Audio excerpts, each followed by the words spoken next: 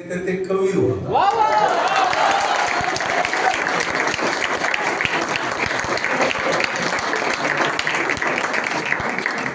माझं झालेलं आहे, तुमचा गैरसमज. कारण 40 वर्षापूर्वी माझ्या आयुष्यामध्ये जेव्हा हा अपघात घडला तेव्हा मी कविता करत नव्हतो आणि नंतर महाविद्यालयामध्ये गेल्यावर सुद्धा कविता करण्याचा योग कधी आला नाही किंवा कविता सुचली नाही. त्याचं कारण असं होतं, इंजिनिअरिंगला आम्ही 598 पोरं होतो, 2च पोरी होत्या. आता कसं थोडं उजवीकडे बघितली कविता सुचते पोरांना. त्यामुळे हे आणि कविता म्हणजे हा आमचा श्वास आहे. आता मला आनंद वाटला की कवितेच्या स्पर्धा सुद्धा इथे घेतल्या गेल्या आणि काही मुलींनी कविता वाचन केलं.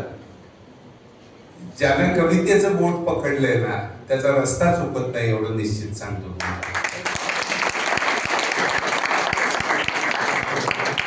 कोणत्याही कलेवर प्रेम करा, पण माणसाला जगताना कला म्हणजे तुमचं जगण्याचं सौंदर्य वाढवते, तुमच्या आयुष्यातल्या आनंदाच्या जागा वाढतात.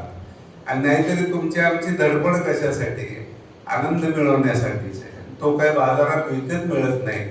आणि विकत मिळत असता तर अदानी अंबानीने आपल्या वाट्याला येऊ दिला नसता. मग आपणच तो शोधायचा, छोट्या छोट्या गोष्टींमध्ये शोधायचा, एकमेकांवर प्रेम करायचं, एकमेकाचं शुभ चिंतायचं. अशा बारीक बारीक गोष्टींमधनं आपणाला तो आनंद शोधता येतो. हे महाविद्यालय अतिशय मानांकित आणि नामांकित आहे, याचा उल्लेख मी सुरुवातीला केला. फार जुनं कॉलेज आहे हे. तुम्हाला चांगली संधी मिळाली तुमच्या आयुष्याला दिशा देण्याची.